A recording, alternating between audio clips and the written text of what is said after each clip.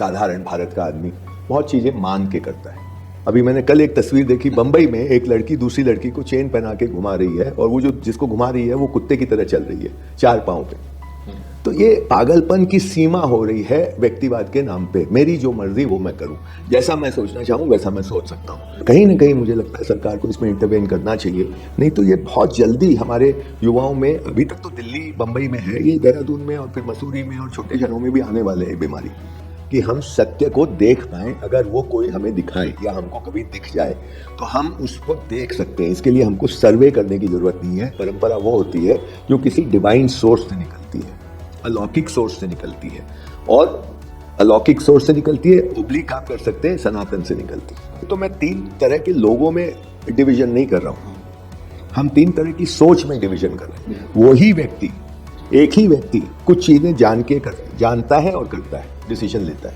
वही व्यक्ति कुछ चीजों को जानता है कि मैं मान के डिसीजन ले रहा हूँ, और वही व्यक्ति बहुत सारी चीजें ऐसी कर रहा है जिसको वो जानता नहीं है पर भ्रम में रहता है कि मैं जानता हूँ। परंपरा के लोग बेचारे अपने को बचाने में लगे हुए, जो सचमुच में परंपरा को के प्रति निष्ठा रखते हैं।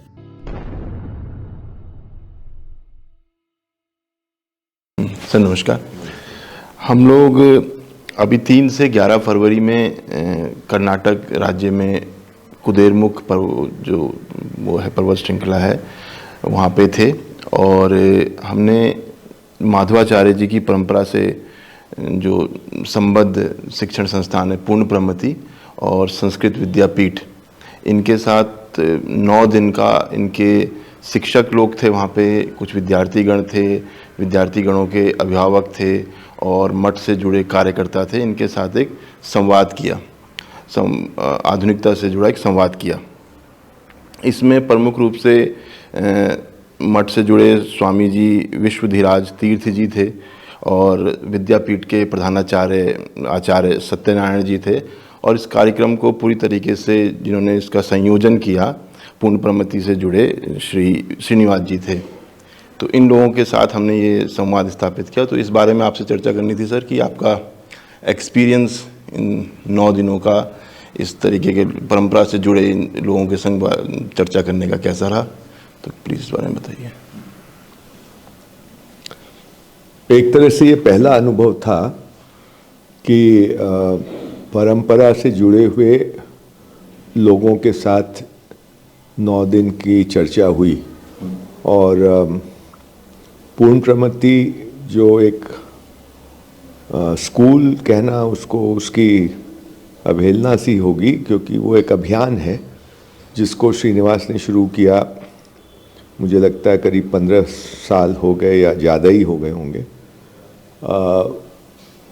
उन्होंने उनका बैकग्राउंड जानना थोड़ा ज़रूरी है कि वो जीडी अग्रवाल जो आईआईटी में प्रोफेसर थे, बाद में उन्होंने संन्यास ले लिया और वो सानंद स्वामी के नाम से जाने जाने लगे। उन्होंने गंगा के ऊपर बहुत काम किया, उनकी समझ भी बहुत गहरी थी पानी को लेके, नदियों को लेके, और विशेषकर गंगा के प्रति उनका बहुत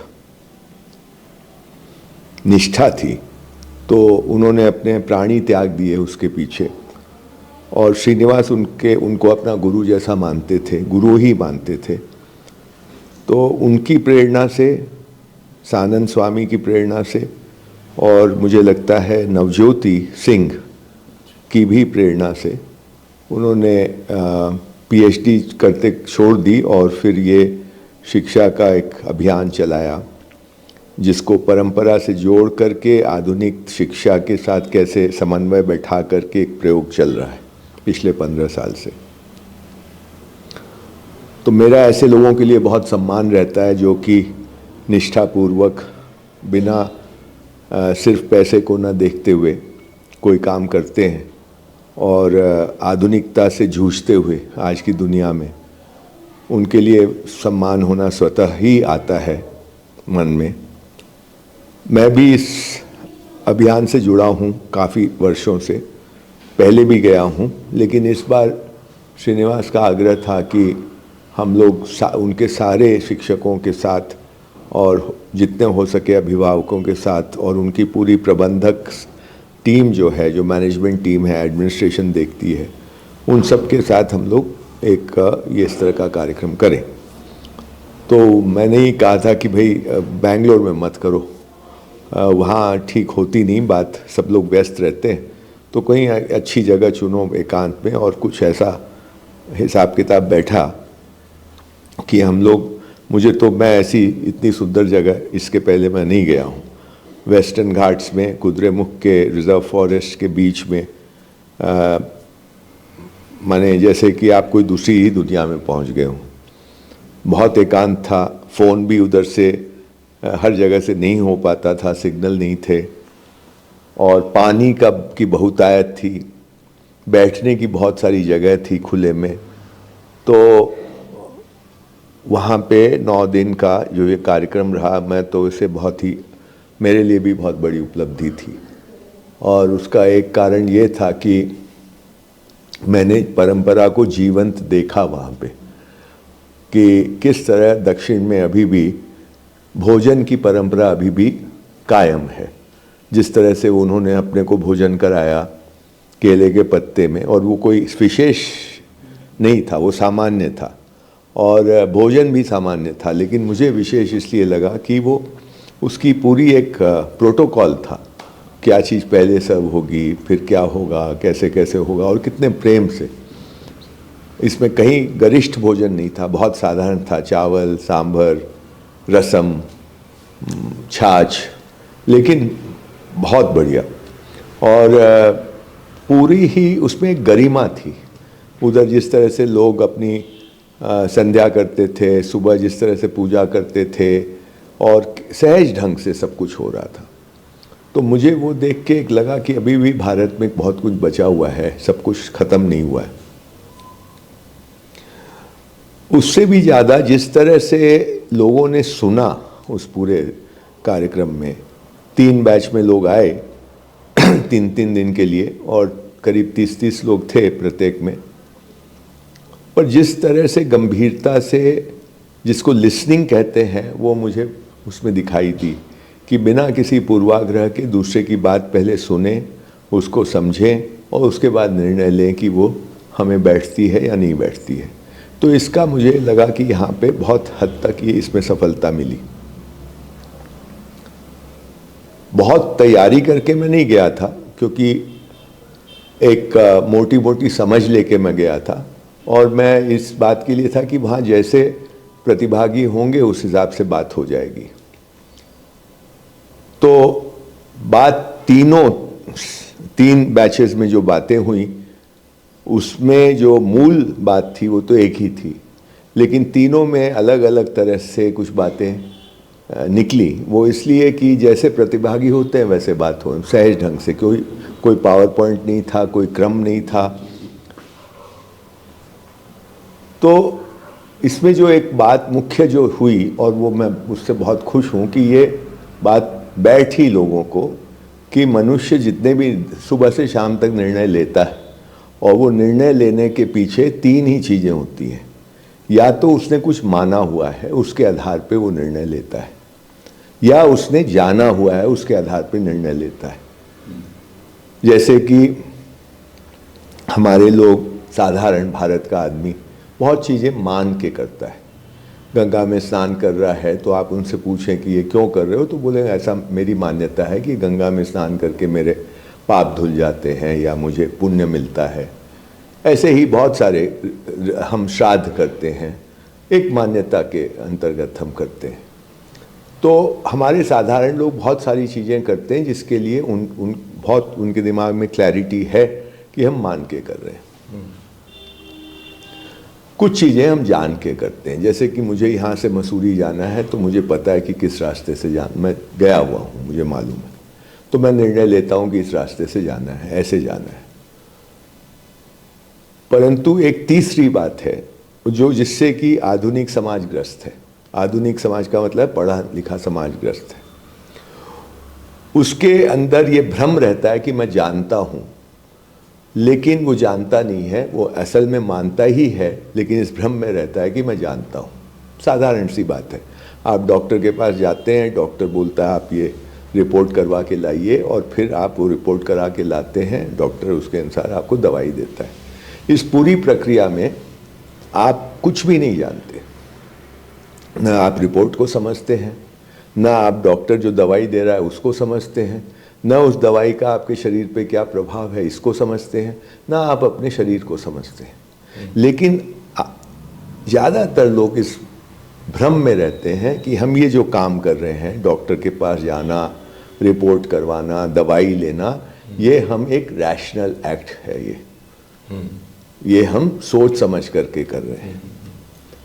वो ये नहीं स्वीकार करेंगे कि हम मान कर रहे हैं, जबकि वो मानकर ही कर रहे होते हैं। इस तरह के तमाम चीज़ें होती हैं। जैसे एक साधारण आदमी बच्चे को स्कूल भेजता है, वो मान के भेजता है कि ये स्कूल भाई अंग्रेज़ी स्कूल है, यहाँ अच्छी पढ़ाई होगी, क्योंकि अंग्रेज़ी स्कूल है, क्योंकि यहाँ टाई कोट पहनना होता है, यहाँ पे थोड़ी बहुत अंग्रेज़ी सिखा देंगे, इसलिए ये अच्छा स्कूल है, ये मान के करता है। लेकिन उसके मन में ये भ्रम रहता है कि मैं बहुत सोच समझ कर डिसीजन ले रहा हूँ। तो इस तरह की बहुत सारी चीज क्रियाकलाप हमारा पढ़ा लिखा समाज कर रहा है। वो न जान के कर रहा है, दरअसल मान के कर रहा है, पर उसकी अंदर में अपने बारे में ये मान्यता है कि मैं जानता हूँ। तो ये 3 विकल्प हुए। इन तीनों विकल्पों पे इस कार्यशाला में बहुत अच्छी तरह बात हुई। समस्या जो है वो न मानने में है न जानने में है। समस्या जो है वो है कि आप जब जानते नहीं हैं पर भ्रम में रहते हैं कि हम जानते हैं। इसके क्या परिणाम होते हैं, इस पे हम लोगों ने अच्छी तरह वहाँ बात की। इसके परिणाम ये होते हैं कि आप you are prone to being controlled by the others. आपका जो नियंत्रण है वो दूसरे के हाथ में, अदृश्य दूसरे के हाथ में चला जाता है। वो एक फेसलेस किसी अन्य के हाथ में चला जाता है। आपके हाथ में नियंत्रण नहीं रहता, क्योंकि आप भ्रम में कि मैं कर रहा हूँ, मैं जानता हूँ, जबकि आप जानते नहीं हैं।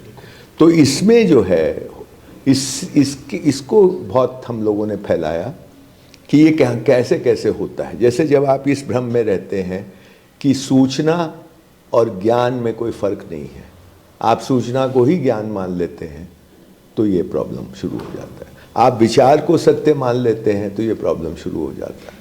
आप तथ्य और सत्य में फर्क नहीं करते, तब ये प्रॉब्लम शुरू हो जाता है।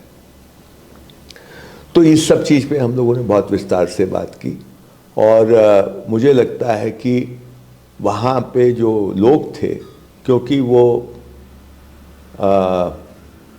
उनमें से बहुत लोग शास्त्रों के ज्ञाता थे, उनको गीता का ज्ञान था, उनको अपने उपनिषदों का ज्ञान था, वेदों का ज्ञान था, तो उनको भी ये बात ठीक लगी। ये मुझे सबसे खुशी हुई कि वो बहुत सारी चीज़ों को वो अपने जो उन्होंने शास्त्रों में पढ़ा था उससे कनेक्ट कर पाए, उससे जोड़ पाए। और दूसरी बड़ी बात ये हुई कि उनको एक नया दृष्टिकोण मिला कि हम लोग जो वो आधुनिकता की समझ नहीं रखते, उसको समझना कितना ज़रूरी है। ये उनको एक दृष्टि मिली कि आधुनिकता की तरफ हम अगर आंखें मूंदे रहेंगे कि हम तो परंपरा वाले हैं, हमको आधुनिकता से क्या मतलब, तो उसमें आधुनिकता आपको खा जाएगी, आपको धीरे धीरे आपको निगल लेगी, क्योंकि आधुनिकता की आज के दिन ताकत बहुत है। हालांकि उसकी कोई पैठ नहीं है, उसकी कोई जड़ नहीं है, वो रूटलेस है ना, वो जड़ विहीन है। लेकिन क्योंकि मेन स्ट्रीम में वो व्याप्त है, सारे जिसको आप सिस्टम कहते हैं आज, चाहे वो मेडिकल सिस्टम हो, चाहे वो एजुकेशन सिस्टम हो, चाहे वो टेक्नोलॉजी का सिस्टम हो, चाहे गवर्नेंस सिस्टम हो, चाहे वो जुडिशरी का सिस्टम हो, ये 5 को मैं इसलिए गिना रहा हूँ कि इसको हिंद स्वराज में गांधी जी ने बहुत अच्छी तरह डिकन्स्ट्रक्ट करके बताया है इसकी फॉल्सिटी को। चाहे इकोनॉमिक सिस्टम हो, जिसकी बात गांधी जी ने नहीं की है, ये जितने भी सिस्टम है ये सब आधुनिकता से निकले हुए हैं, और ये इन्हीं में हम जी रहे हैं, आप और हम सड़क पे चलते हैं तो जिस नियम कानून को हमको मानना पड़ता है, वो उस पूरे नियम कानून में आधुनिकता व्याप्त है।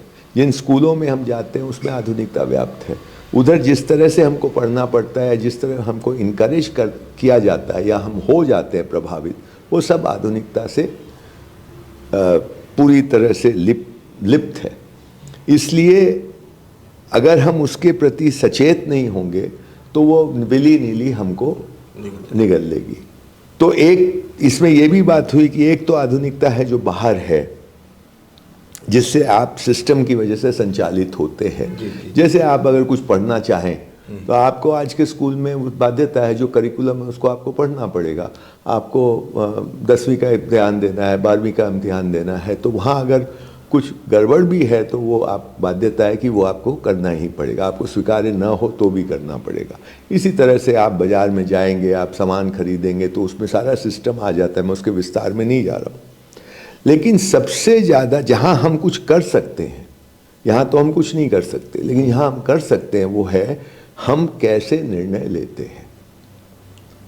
निर्णय जो हम ले रहे हैं जिसमें हम बिना अवेयर हुए कई बार निर्णय लेते हैं। अवेयरनेस किस बात की? इसी कन्फ्यूजन की कि इन्फॉर्मेशन को ज्ञान मान लिया तो इन्फॉर्मेशन से प्रभावित होकर के हम निर्णय ले लेते हैं, या हम नहीं जानते हुए भी डॉक्टर के पास गए और दवाई ली, उसको हमने मान लिया कि ये हम एक रैशनल एक्ट कर रहे हैं, यहाँ गड़बड़ हो जाती। कम से कम यहाँ तो हम स्वीकार करें कि भाई ये भी हम मान के ही कर रहे हैं, तो ये संभावना खुल जाती है कि कल के दिन आप सही की ओर जा पाएंगे। आप मैनिपुलेटेड उस तरह से नहीं होंगे जिस तरह से आज हो रहे हैं। तो इन सब बातों पे हम लोगों ने बात की और मुझे लगा कि उसकी एक इन लोगों से एक तो वैलिडेशन मिला कि हम लोग जो बात कर रहे हैं वो बात हमारे शास्त्रों में भी है, हमारी परंपरा में भी है।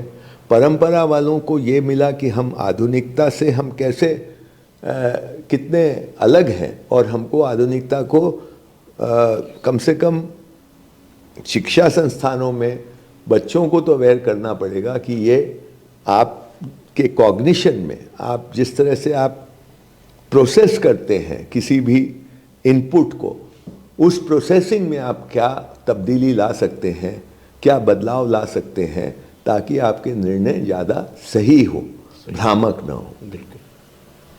ये काम हुआ।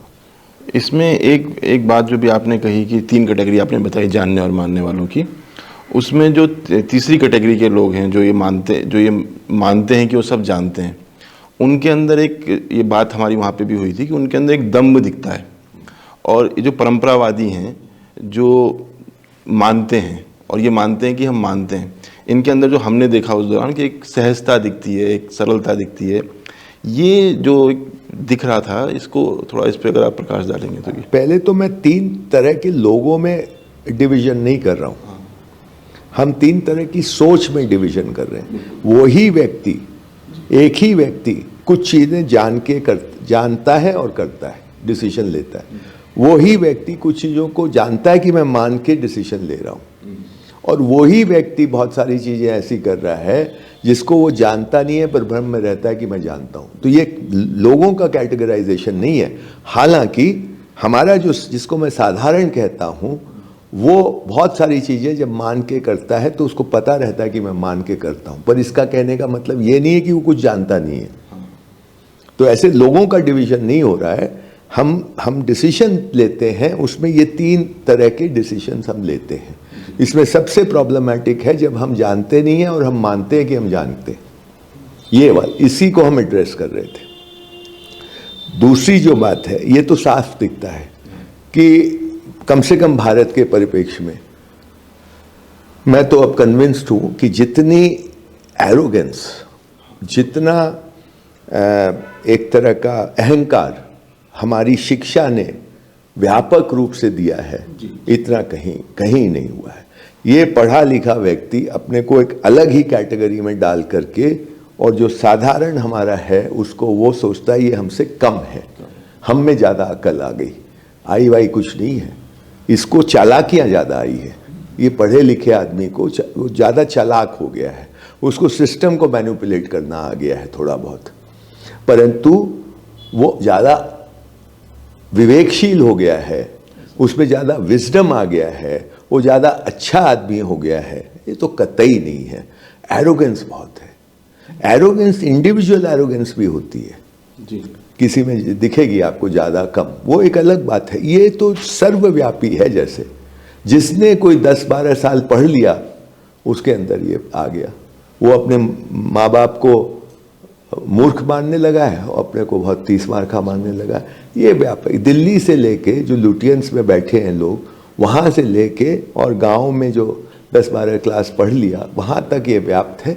वो अलग अलग मैनिफेस्टेशन उनके अलग अलग हैं, क्योंकि जो दिल्ली में लुटियंस में बैठा है उसकी एरोगेंस एक अलग ही लेवल की है, मतलब वो टोटली कट ऑफ है from the rest of the country, और वो बहुत अच्छी नकल करने में उसको महारत हासिल हो गई है। किसकी नकल?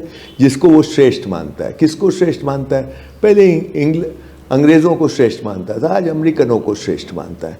और मैं ये नहीं कह रहा हूँ कि सिर्फ कपड़े में, भाषा में, विचारों में भी वो इम्बाइब कर रहा है। अब कल ही मैंने कहीं पढ़ा कि एक स्टेप बाय स्टेप नहीं, शिव नाडर स्कूल है, अब वहाँ पे ये आ गया है कि फॉर्म में वो लड़का लड़की ये लिख सकता है कि मैं न लड़का हूँ, मैं न लड़की हूँ, मैं बाइनरी हूँ। माने मैं सेक्स और जेंडर को अलग कर दिया।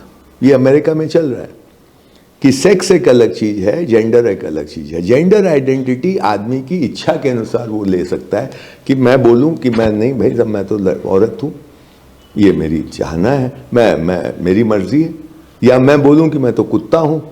अभी मैंने कल एक तस्वीर देखी, बंबई में एक लड़की दूसरी लड़की को चेन पहना के घुमा रही है, और वो जो जिसको घुमा रही है वो कुत्ते की तरह चल रही है 4 पांव पे।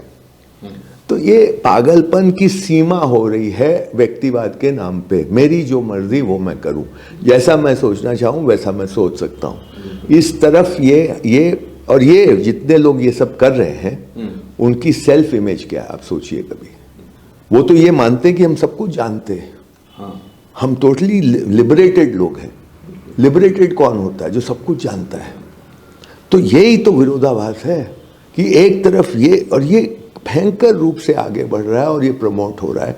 मुझे नहीं, कहीं ना कहीं मुझे लगता है सरकार को इसमें इंटरवेन करना चाहिए, नहीं तो ये बहुत जल्दी हमारे युवाओं में, अभी तक तो दिल्ली बम्बई में है, ये देहरादून में और फिर मसूरी में और छोटे शहरों में भी आने वाले है। ये बीमारी, ये बहुत बड़ी समस्या हो गई है। बिल्कुल बिल्कुल बिल्कुल बिल्कुल। ये तो आपने उसकी जो हमने जो ये मान रहे हैं कि वो जानते हैं, उनकी बात की, उनके दम की बात की। हमारा जो एक्सपीरियंस इस दौरान रहा कि जिन आचार्यों के संग हम बैठे थे, जिन विद्यार्थियों के संग, छोटे छोटे बच्चे थे, उनके अंदर जितना मतलब विद्वता हम दिख रही थी, और बाकी जो कार्यकर्ता लोग भी थे, उस विद्वता के बावजूद भी उनमें जो एक सहजता थी, अपने उस सुबह शाम संध्या कर रहे थे, तो उसके लिए कोई ये नहीं मान रहे थे कि कोई बहुत प्रमुख काम करे। जिस उनके जो आचार्य थे वो भी खाना परोसने में आगे बढ़ बढ़ के खाना परोस रहे थे। तो उस पूरे ज्ञान का, उस पूरे विद्वता के होने के बावजूद भी वो जो जमीन से जुड़ना ही कहेंगे उसको, उससे जुड़े हुए थे।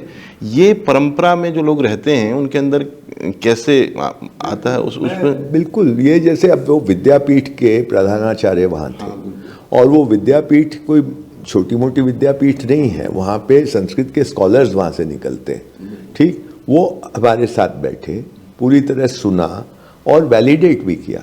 मैं ये कभी नहीं सोच सकता कि कोई टाई कोट वाला, या टाई कोट छोड़ दो, जीन्स वाला भी हो सकता है, वो उधर बैठे और इस तरह से सुन ले, सवाल ही नहीं है। तो ये सहजता तो उनमें है, और ये बहुत बड़ी खूबी है। अच्छा, वो लोग गाना भी गाते थे, तो उन्हें कितने लोग, और कितना बढ़िया शास्त्रीय संगीत, किसी को बोलना नहीं पड़ता था तुम गाओ। अगर यहाँ मैं सोचता था अपने यहाँ होता, किसी को बोलते कि गाओ, तो वो बोलता आज तो थोड़ा गला थोड़ा ठीक नहीं है। पहले ये यहाँ से शुरू होता, 2-3 बार मनुहार के बाद वो शायद गाता या गाती। वहाँ कोई बात ही नहीं थी, सहज रूप से तुम लोग गा रहे थे, और बहुत उच्च कोटि का शास्त्रीय संगीत जानने वाले थे उनमें से कई लोग।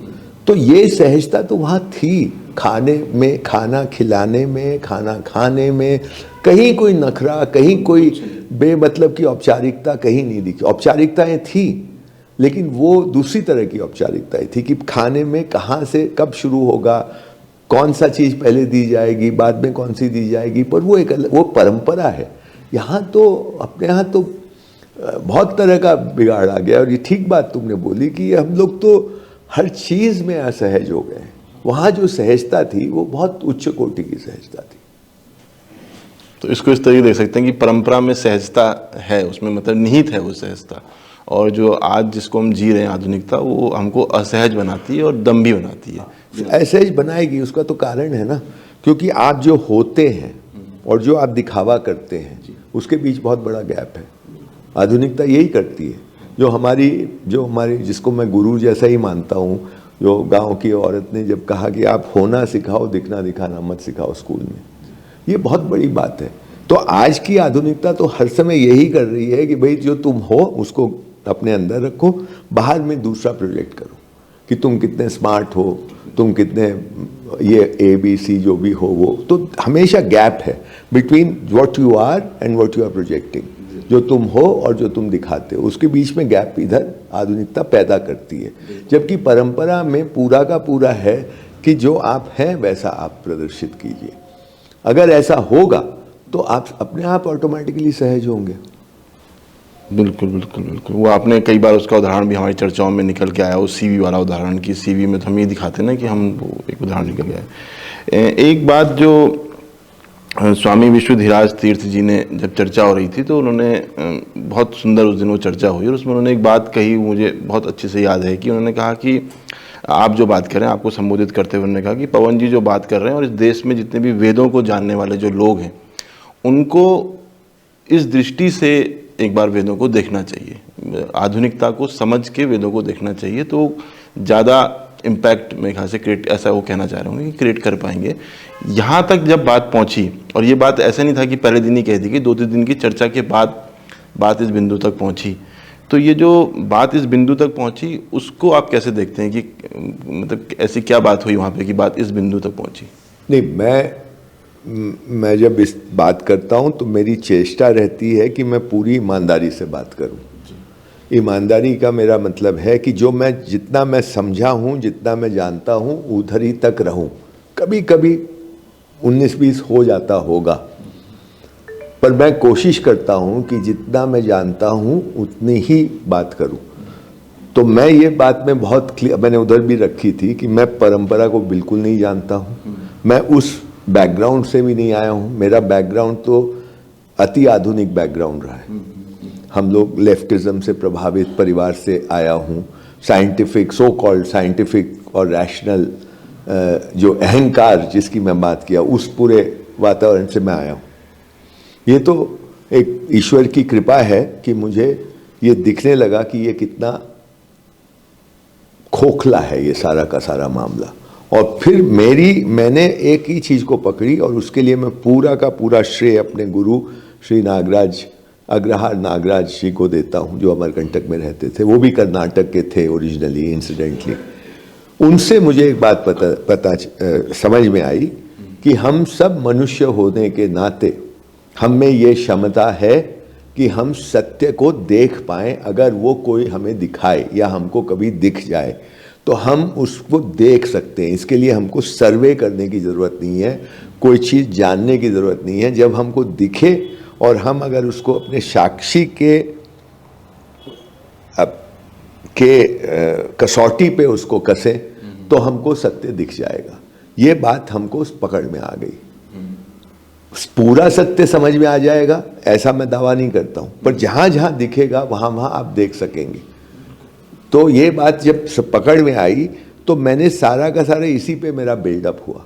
और उसमें एक बात ये भी समझ में आई कि ये मैं महत्वपूर्ण मानता हूँ कि निमित्त और उपादान कारण का भेद समझ में आया। और वो जब भेद समझ में आया और उसको जब मैंने अपने जीवन में जितनी भी चीज़ें हुई हैं उसके साथ जोड़ के देखा, तो ये पाया कि मैं तो हर जगह निमित्त ही हूँ, और मेरे अलावा भी बहुत सारे निमित्त हैं। मैं ही एक निमित्त नहीं हूँ, और उपादान तो मैं कहीं हूँ ही नहीं। जब ये बात पकड़ में आई तो बहुत सारी परतें अपने आप खुलती चली गई। अभी भी बहुत कुछ खुलना बाकी है। जो जितनी खुली उसको मैंने इधर इनके सामने रखा। तो ये लोगों को थोड़ा ये आश्चर्य भी था कि आप तो बिल्कुल दूसरी तरफ से आए हैं, हम दूसरी तरफ से आए हैं, फिर भी बात जुड़ गई। तो मैं ये मानता हूँ कि कोई भी परंपरा हो, अगर वो सचमुच में परंपरा है तो उसमें ये साफ कर दूं कि परंपरा का मतलब ये नहीं होता कि जैसे हमारे रिम्पोचे जी कहते हैं कि भाई तिब्बत में हम लोग नहाते नहीं थे क्योंकि बहुत ठंड पड़ती थी, तो अगर हम कोई तिब्बती मिले और वो नहाता नहीं है तो हम बोल दें कि ये तो उसकी परंपरा है। ये परंपरा नहीं होती।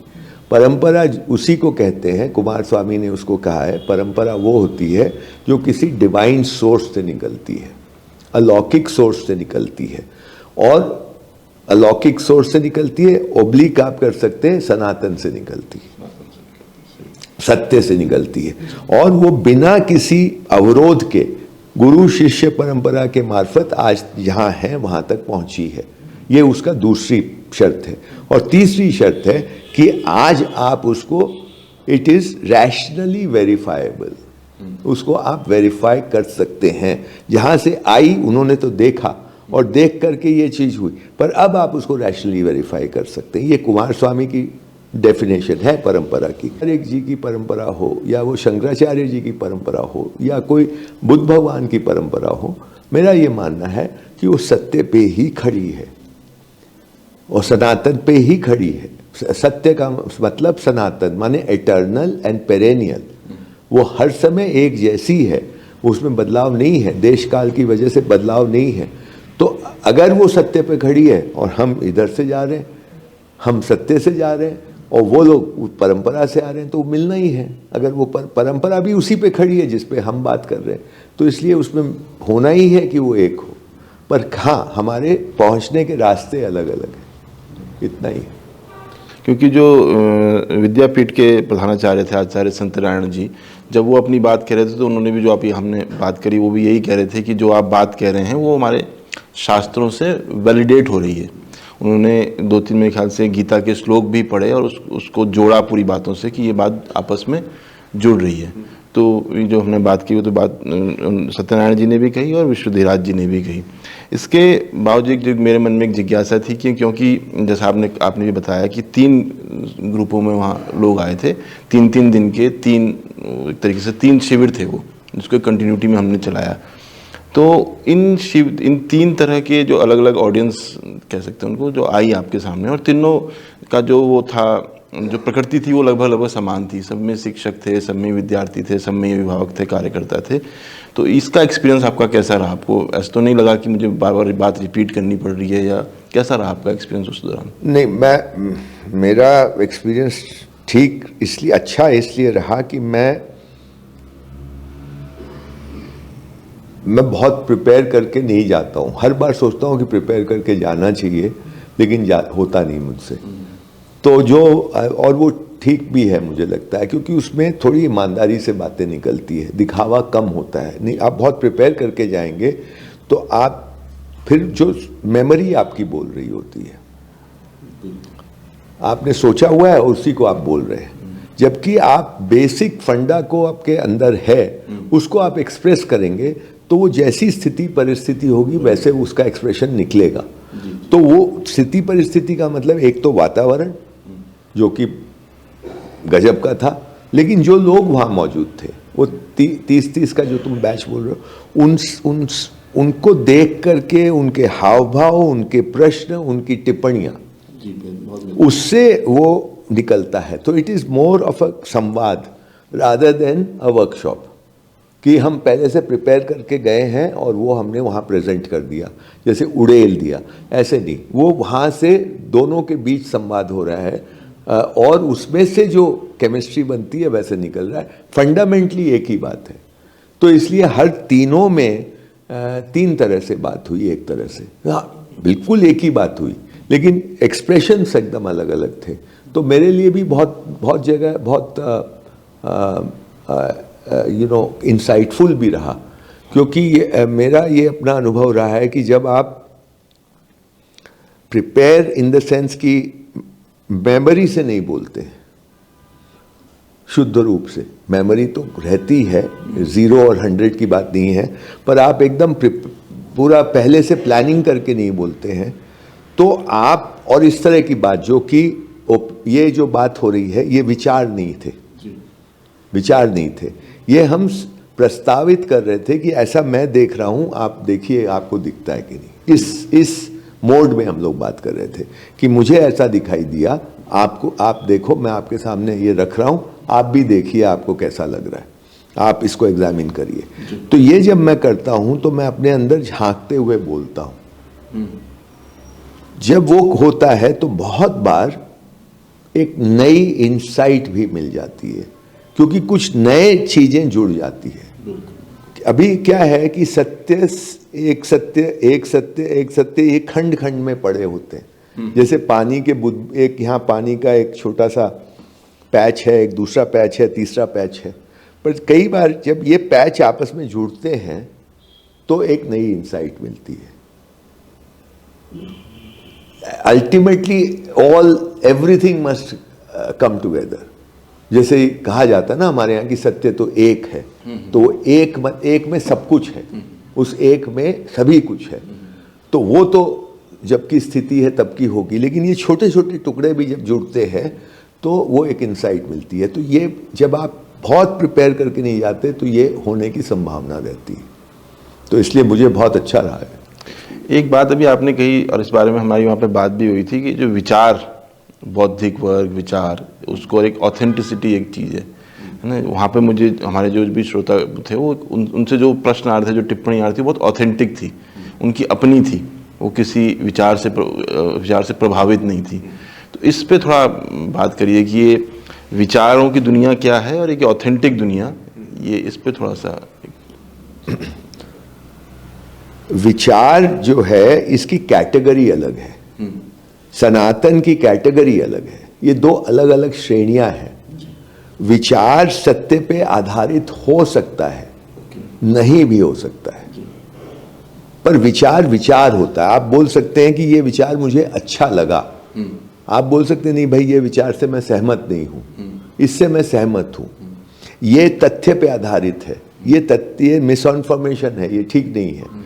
लेकिन जो ठीक भी हो तो भी वो सत्य की कैटेगरी में नहीं आता। विचार सत्य तो बस होता है, उसमें जैसे ये उदाहरण मुझे सबसे सटीक लगता है कि अगर मैं ये प्रस्ताव रखूं आपके सामने कि दुनिया के सभी मानव तैर सकते हैं, उनमें ये क्षमता है कि वो तैर सकते हैं, तो आप अगर इसको पे ध्यान देंगे तो आप बोलेंगे कि हाँ ये बात ठीक है। आपको एक एक से जाके पूछने की जरूरत नहीं होती है कि भाई तुम तैर सकते हो कि नहीं तैर सकते हो, तैरना आता है कि नहीं ये नहीं पूछ रहे। बहुत लोगों को तैरना नहीं आता है, पर उसमें क्षमता है कि वो तैर सकता है, क्योंकि वो मनुष्य है, वो उड़ नहीं सकता। कोई भी व्यक्ति बिना किसी मशीन और किसी एक्सटर्नल एड के, ये बात हमको पूछने की जरूरत नहीं है, ये सत्य है, ये विचार नहीं है। पर मैं कहूं कि आदमी एक ऐसी चीज बना लेगा कोई दिन कि वो अपने पॉकेट में रखेगा और वो उसको स्टार्ट करेगा और वो उड़ जाएगा, तो ये सत्य नहीं है। इसको, ये जो है ये एक विचार है या एक आइडिया है। ओके, तो ये अगर हमको भेद करना बहुत ज़रूरी है सत्य के बीच और विचार के बीच। दूसरी बात यह है कि यहाँ पे मुझे एक भी व्यक्ति में ये बात नहीं लगी कि वो मुझे इम्प्रेस या किसी को इम्प्रेस करने के लिए बात कर रहा है, जो कि आधुनिक समाज में व्याप्त है, हमारे स्कूलों में भी व्याप्त है। आज का विद्यार्थी बहुत सारे प्रश्न इसलिए करता है कि दूसरे को इम्प्रेस करे। तो देखो मैंने ये प्रश्न किया, मैंने ये टिप्पणी की, तो दूसरे को इम्प्रेस करने के लिए वो कर रहा है, उसमें ईमानदारी की कमी होती है। ईमानदारी से निकला हुआ प्रश्न या ईमानदार प्रश्न और दिखावे वाला प्रश्न, ये दो प्रकार के प्रश्न होते हैं। आज की शिक्षा हमको दिखावे वाला प्रश्न करने के लिए प्रेरित करती है। तो इसलिए आप अगर स्कूल में जाएं तो आप पाएंगे कि विद्यार्थी जो अपने को बहुत स्मार्ट समझता है, वो क्यों के प्रश्न दुदादन करेगा आपसे, वो आंसर में भी इंटरेस्टेड नहीं है, पर वो आपको इम्प्रेस करने के लिए दुनिया भर के प्रश्न करेगा। ये हमारी शिक्षा ने कर दिया है, क्योंकि हमने उनको सिखाया कि आप प्रश्न करो, खूब प्रश्न करो। ना आपकी बात सुन रहा है, ना उसको जांच रहा है, प्रश्न किए जा रहा है, और वैसे प्रश्न कर रहा है जिसका उत्तर भी वो नहीं चाहता कि आप उसको दे। तो ये बहुत, और अगर आपको सही में अगर अपना अंदर में एक विकास करना है, यानी आपको अपनी समझ को बढ़ाना है, तो आपको ईमानदारी उसमें एसेंशियल है। आप विचार में ईमानदारी की जरूरत नहीं है। आप बहुत सारे विचार पढ़ सकते हैं, बहुत सारी किताबें पढ़ ली, आपको बहुत सारे कोटेशंस याद हो गए, आप इसको कोट कर लें, उसको कोट कर लें, इसमें कोई प्रॉब्लम नहीं है। ये आप कर सकते हैं और ये हो रहा है आज के इंटेलेक्चुअल सर्कल्स में, ये बहुत हो रहा है। लेकिन ये इससे कुछ निकलता नहीं है सिवाय इसके कि आपने दूसरे को इम्प्रेस कर दिया ज़्यादा से ज़्यादा। वो भी एक्चुअली पकड़ ही लेता है कि ये कुछ गड़बड़ तो हो रही है, बोले ही नहीं भले ही। तो ये है, ईमानदारी समझ के लिए बहुत ज़रूरी है और ईमानदारी सहजता के लिए बहुत ज़रूरी है। बिना ईमानदारी के, ईमानदारी में ये पैसे वाली ईमानदारी नहीं बोल रहा हूँ कि मैंने आपसे 5 रुपए दिए और आपको 5 रुपए लौटा दिए, वो वाली बात नहीं करता। अपने साथ ईमानदारी की मैं बात कर रहा हूँ, authenticity with in your self. मुझे लगता है यही ऑथेंटिसिटी थी, तभी तभी वहाँ पे जो लोग थे वो इस तरीके की प्रतिक्रिया, जिस तरह की प्रतिक्रिया आई वो इसीलिए आई कि वो देख सकते थे। क्योंकि मुझे लगता है कि वो लोग ऐसे हैं कि किसी भी तरह के दिखावे को पहचान ना रहे, वो तो तुरंत पहचान सकते थे, इतनी विद्युता तो उन सभी लोगों में थी। जब हम चर्चा कर रहे थे तो एक बिंदु में ये बात भी आई कि जो परंपरा से जुड़े हुए लोग हैं उनके लिए क्यों जरूरी है कि वो आधुनिकता को देखें और ये भी देखें कि कैसे परंपरा भी कई बार बहुत ही सटल रूप में आधुनिकता से प्रभावित हो जाती है, मतलब उनके जो कार्य व्यवहार हैं या कुछ है। तो वो एक बहुत महत्वपूर्ण बिंदु आया था चर्चा के दौरान, तीसरे या चौथे दिन में। उसमें आपने कुछ बातें वहाँ पे रखी थी, उस पर मैं चाह रहा था कि उसको थोड़ा सा एक बार रिमाइंड करते। तो हमारे परंपरा के लोग बेचारे अपने को बचाने में लगे हुए, जो सचमुच में परंपरा को के प्रति निष्ठा रखते हैं, वो तो पिछले 200-300 साल से अपने को बचाने में ही लगे हुए कि किसी तरह हम अपने आप को बचा लें। क्योंकि पूरा प्रभाव बाहर का वो तो उनके अगेंस्ट है ना, उनके विरुद्ध बैठता है हर चीज में। आपको अब जैसे ये लोग आए थे अपने यहाँ, अब वो तो उनकी इतनी ही डिमांड थी ना कि भाई हमको ऐसी बहता हुआ पानी मिल जाए, नल का पानी नहीं, कुएं का पानी मिल जाए या कहीं नदी या नाला मिल जाए जहाँ से हम पानी ले लें। ये भी देहरादून जैसे शहर में मुश्किल से मिला ना अपने को। तो मैं कह रहा हूँ परंपरा वालों को तो हर जगह मुश्किल हो गई है। हमारी सारी व्यवस्था सारी इस तरह की है कि वो उसके विरुद्ध बैठती है। वो सीधा साधा जीने के लिए भी उनको मुश्किल है। अगर वो लकड़ी में खाना बना के खाना चाहते हैं तो फ्लैट में कहाँ से खाएंगे, हमको बताइए। आप सोच के देखो, हर पल पल पे उनके लिए मुश्किल है। तो वो बेचारे सिकुड़ गए अपने आश्रमों में, अपने मठों में, उनके लिए बाहर जगह ही नहीं रही है और उनको समझ में नहीं आ रहा है कि ये हो क्या रहा है। कुछ गड़बड़ तो हो रहा है लेकिन फंडामेंटली कहाँ गड़बड़ हो रहा है। उनको लगता है ये पूरा का पूरा मामला जो है ये एक्सटर्नल है, जबकि एक्सटर्नल होते हुए भी इंटरनल भी है। यानी अपनी कॉग्निशन में, अपनी सोच में इसने वायरस पैदा कर दिया है कि आज का मनुष्य जिस तरह से सोचता है, जिस तरह से अपने डिसीजन लेता है, जिस तरह से चीज़ों को प्रोसेस करता है, वहाँ प्रॉब्लम आ गया। उधर अभी तक परंपरा वालों का ध्यान नहीं गया है। ये जो हम लोगों ने किया इसमें उनका ध्यान उस तरफ गया कि इसको हमको एड्रेस करना पड़ेगा। दूसरी बात यह है कि जैसे पूर्ण प्रगति जैसा इनिशिएटिव, जो कि एक ईमानदार इनिशिएटिव है, निष्ठा वाला इनिशिएटिव है, लेकिन उनको भी तो कॉम्प्रोमाइज़ करना पड़ रहा है ना। क्या कॉम्प्रोमाइज़ करना पड़ रहा है? जिन परिवारों से बच्चे उनके स्कूल में आ रहे हैं वो सब डिमांड करते हैं कि भाई हमको डिग्री तो चाहिए हमको, और सरकार की भी है कि भाई आपने तो वो क्या है, राइट टू एजुकेशन में प्रॉब्लम होने लगा है। तो उन लोगों को यही बोर्ड का सहारा लेना पड़ता है कि साहब एनसीईआरटी के से एफिलिएशन हो, मतलब सीबीएसई से हो कि कर्नाटक बोर्ड से हो, कहीं ओपन स्कूल से हो, कोई ना कोई एफिलिएशन चाहिए। अब उसमें जहाँ आप इस सिलेबस के और करिकुलम के चक्कर में पढ़ते हैं वहाँ आपको दिखता है कि ये गड़बड़ हो रहा है, ये करिकुलम में गड़बड़ है, इसमें कॉन्ट्रडिक्शंस है, लेकिन आपको उसके साथ कॉम्प्रोमाइज़ करना पड़ता है। तो आप जब तक ठीक से आपके दिमाग में क्लैरिटी नहीं होगी कि हम इसको कैसे काउंटर करें, कहाँ कहाँ काउंटर कर सकते हैं, तब तक आप उस प्रेशर में आते ही चले जाएंगे। और वो प्रेशर आज जितना है उससे कल बढ़ने वाला है, परसों और बढ़ने वाला है, तरसों और बढ़ने वाला है। तो आपको कुछ, अगर आप उसको समझ लें कि कहाँ प्रॉब्लम है, तो आप पेरेंट्स से भी बात कर सकते हैं कि आप ये है समस्या कहाँ है। क्योंकि कोई भी आदमी खुश नहीं है इसमें। जिस आदमी को 4 लाख रुपया महीना भी नौकरी मिल रही होगी वो दरअसल खुश नहीं है, वो भी बहुत टेंशन में जी रहा है। उसकी घर का जीवन अलग है, उसके ऑफिस का जीवन अलग है, उसको ऑफिस में कितनी सारी पॉलिटिक्स करनी पड़ती है, उसमें वो सफल होता है तो थोड़ा बहुत खुश हो लेता होगा, पर टेंशन तो वो भी देता है। जो विफल होता है वो तो दुखी होता ही है।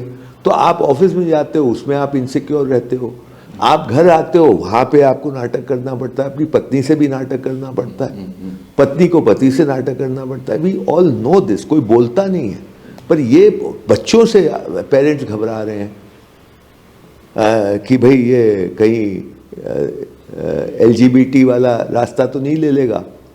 ये शंका सबको रहती है। अब कितना ही आप LGBT का झंडा लेके चले, लेकिन अपने घर में आती है तो आपको असहजता होती है। तो ये सारी कॉन्ट्रडिक्शंस के बीच में आज का मनुष्य जी रहा है। तो जो इसके आधुनिकता के बारे में सोचता नहीं है, जिसको ये कोई समस्या नहीं लगती, वो भी परेशान है। तो इसलिए अगर हम इसको दिखाएं, हम इसकी चर्चा करें और दिखाएं कि समस्या कहाँ है, आपके कॉग्निशन पे है, आपके कॉग्निशन को तो आप एड्रेस कर ही सकते हैं, तो मुझे लगता है वो थोड़ा बहुत आराम में तो आएगा ही। और ये काम हम इस तरह के लोगों को करना पड़ेगा, कोई ना कोई दिन, आज करे, कल करे, परसों करे, अगर उनको रहना है तो। नहीं तो ये आधुनिकता उनको भी निगल लेगी, मैं ये मानता हूँ। और हमने इस विषय पर अच्छे से वहाँ पे चर्चा करी और हम कम्युनिकेट भी कर पाए थे। हाँ, मतलब एक बार में तो क्या होता है, थोड़ा बहुत बैठता है। ऐसी चीज़ तो है नहीं कि हम कोई गाड़ी सिखा रहे हैं कि भाई गाड़ी की मरम्मत कैसे करनी है, कि एक बार सिखाया, आ गया, आप थोड़ा प्रैक्टिस करेगा तो आ जाएगा। ये चीज़ें इतनी एक तरह से नई हैं लोगों के लिए, क्योंकि इस तरफ कभी ध्यान नहीं, अपने अंदर ध्यान नहीं गया। आज की शिक्षा इज़ टोटली एक्सटर्नलाइज्ड। वो शिक्षा बाहर ही बाहर देखती है, यही सिखाती है कि सारी समस्या, सारे सॉल्यूशंस बाहर हैं। हम लोग जो काम कर रहे हैं उस काम में ये बता रहे कि आप एक अंदर देखिए, अंदर बहुत कुछ आपको मिलेगा, उसको आप ठीक कर सकते हैं। वो प्रोसेसिंग कैसे हो रही है उसको देखिए। ये जानना मानना अलग अलग चीज़ें हैं और बिना जाने मानना अलग चीज़ है। इसको जब देखता है आदमी तो पहली बार देखता है, ये समस्या बाहर थोड़ी नहीं, तो समस्या आपके अंदर है, उसको दिखाई देने लगता है। तो ये परंतु क्योंकि आदत नहीं है, आदमी तो आदत का शिकार है। आदत सिर्फ सिगरेट पीने की या शराब पीने की या खाना खाने की नहीं होती है, आदमी आप कैसे सोचते हैं उसकी भी आदत होती है। बिल्कुल बिल्कुल। तो इसमें एक बार से नहीं होगा, कई बार इसमें क्या कहते हैं रिफ्रेशर कोर्स जैसा कुछ करना पड़ेगा, तब जाकर के ये बैठती है। एक बार बैठ जाए ठीक से तो फिर ठीक है। पर ये तो आप शायद मानेंगे कि जो ये परंपरा से जुड़े हुए जो लोग हैं, इनके अंदर जो अंदर देखने की प्रक्रिया है सहज है। वनस्पत जो हमारे स्कूलों से पढ़े लिखे बच्चे हैं उनके तो सहज है, वो तो बिल्कुल देख ही नहीं सकते अंदर, मतलब उसको उन तक ये बात पहुंचेगी भी नहीं। एक बात शायद जो मैं कहना चाह रहा था कि इस पर थोड़ा, जिस बेंगलोर से 350 किलोमीटर की दूरी पे हम लोग थे, खूबसूरत जंगल था, खूबसूरत माहौल था, हमारे फ़ोन भी वहाँ पे काम नहीं कर रहे थे और खूब चलना भी पड़ रहा था जंगलों के बीच में। और हम किसी भी ऐसे तय हॉल के अंदर नहीं बैठे हुए थे, अलग अलग जगहों पे बैठे थे, खुले में हम काफ़ी बैठे। इस तरह के जो विमर्श होते हैं, उनको इस तरह का जब वातावरण मिलता है तो ये ज़्यादा प्रफुल्लित होते हैं और ज़्यादा गहनता से हम उस चीज़ों को देख पाते हैं। और ये जो अभी आपने कही अंदर जाने की प्रक्रिया, शायद ऐसी परिस्थितियाँ जब आपके आसपास होती हैं तो ज़्यादा हम इमेजिन नहीं कर सकते। अगर ये संवाद किसी होटल में या बेंगलोर शहर में हुआ होता तो शायद इतना गहन नहीं हो रहा होता, है ना। तो इस पे थोड़ा सा एक बात, एनवायरनमेंट का फ़र्क पड़ता है, जहाँ आप बैठे हैं उस वातावरण का फ़र्क पड़ता है, आप कैसे बैठते हैं, फॉर्मली बैठते हैं, इनफॉर्मली बैठते हैं, सब चीज़ का फ़र्क पड़ता है। ये इसी को डिज़ाइन कहा जाए, डिज़ाइन का फ़र्क पड़ता है। आपके कमरे का डिज़ाइन, आपके वातावरण का डिज़ाइन, आप सबका फ़र्क पड़ता है। एक डिज़ाइन आपको सहज बनाने के लिए कंड्यूसिव है, यानी मदद करता है सहज होने में। दूसरा एनवायरनमेंट आपको टेंस रखता है। एक वातावरण में आपको पैंट कमीज, जो उधर आने के बाद आपको लगता है कि यार क्या ज़रूरत है पैंट कमीज की, चलो लुंगी पहनते हैं, बैठते हैं आराम से। क्या होता है, कोई बोलता नहीं है कुछ भी, लेकिन आप खुद ही रिलैक्स हो जाते हैं, ठीक है। और जब आप रिलैक्स हो जाते हैं और आप नॉन जजमेंटल एनवायरनमेंट में आ जाते हैं अपने आप ही, क्योंकि कोई हमको जज नहीं कर रहा है, तो आपका सारा फोकस फिर संवाद पे होता है, इधर उधर नहीं जाता। किसी को इम्प्रेस करने में, या मैं ठीक बैठा हूँ कि नहीं बैठा हूँ, कोई मुझे देख तो नहीं लेगा, ये वो सारी चीज़ें गायब हैं। तो नेचुरली वातावरण का बहुत तो इसलिए मैं तो बार बार इंसिस्ट करता हूँ कि भाई ऐसी जगह कहीं करो जहाँ की इसी तरह का वातावरण हो, बहुत फर्क पड़ता है। तो बढ़िया हमारी चर्चा रही, हम यहाँ पे इसको विराम देते हैं।